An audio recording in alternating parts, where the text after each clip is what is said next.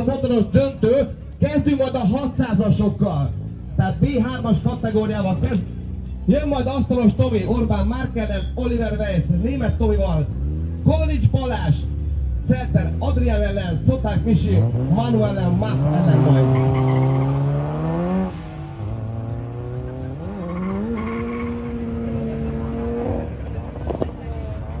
A Kárpáti Bügyő rákuplogott azért. Neki rosszatalik a váltagyi cipicit.